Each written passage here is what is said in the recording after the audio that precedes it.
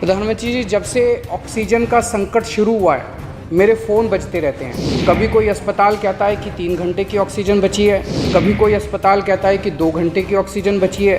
हम कारण जानने की कोशिश करते हैं तो पता चलता है कि पीछे किसी राज्य ने दिल्ली के लिए ऑक्सीजन लाने वाले ट्रक को रोक रखा है। अगर दिल्ली में ऑक्सीजन की फैक्ट्री नहीं है तो क्या दिल्ली के 2 करोड़ लोगों को ऑक्सीजन नहीं मिलेगी? जिस राज्य में ऑक्सीजन की फैक्ट्री है, क्या वो दिल्ली की ऑक्सीजन रोक सकते हैं? ऐसे में हम क्या करें?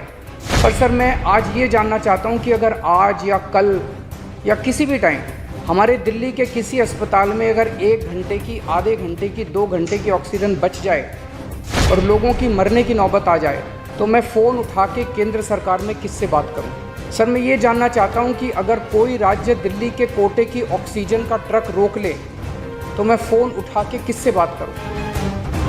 तुरंत कोई कठोर और सार्थक कदम नहीं उठाया गया तो शायद दिल्ली के अंदर कोई बहुत बड़ी त्रासदी हो सकती है।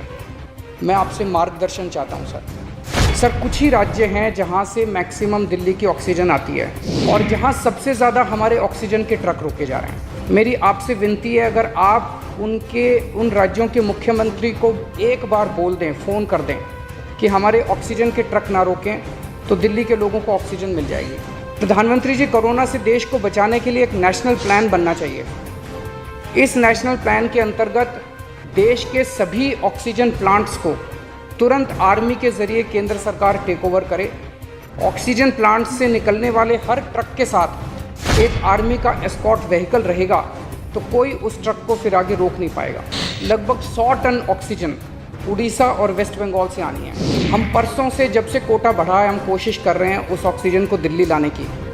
मेरा आपसे निवेदन है कि यहाँ से ऑक्सीजन अगर हो सके तो हमें हवाई जहाज़ से उपलब्ध करवाई जाए, और नहीं तो जैसा अभी बताया गया, आपका आइडिया है ऑक्सीजन एक्सप्रेस शुरू करने का, वो ऑक्सीजन एक्सप्रेस शुरू करके वेस्ट बंगाल और उड़ीसा से हमें ऑक्सीजन दिलवाई जाए। आइडिया नहीं, ऑलरेडी चल रहा है सर। दिल्ली तक नहीं पहुंच पा रही, हमारी दिल्ली तक नहीं आ रहा। उसमें अगर हमें दिल्ली के लिए भी कॉरिडोर मिल जाए तो आपकी बड़ी मेहरबानी होगी। प्रधानमंत्री जी, हमारे देश के वैज्ञानिकों ने इतने कम समय में जो वैक्सीन बनाई है, इसके लिए हमारे वैज्ञानिक साधुवाद के पात्र हैं। आपने इसमें जो प्रयास किए, आपका बहुत बहुत शुक्रिया। अभी सर, केंद्र सरकार ने आदेश जारी किए हैं कि 1 मई से राज्य सरकारें सीधे कोरोना वैक्सीन खरीद सकती हैं। इसके बाद एक वैक्सीन की कंपनी ने अपने रेट जारी किए हैं कि वो केंद्र सरकार को 150 रुपये में और राज्य सरकारों को 400 रुपये में देंगे। सर, एक ही देश में एक ही सामान के 2 रेट कैसे हो सकते हैं? 1 नेशन 1 रेट होना चाहिए। तो मैं आपसे निवेदन करता हूं कि केंद्र सरकार को, राज्य सरकारों को एक ही रेट पे वैक्सीन मिले। मेरा विश्वास है देश में अगर कोरोना के खिलाफ एक नेशनल प्लान होगा तो हम सभी राज्य सरकारें और केंद्र सरकार मिलके इस दिशा में काम करेंगे।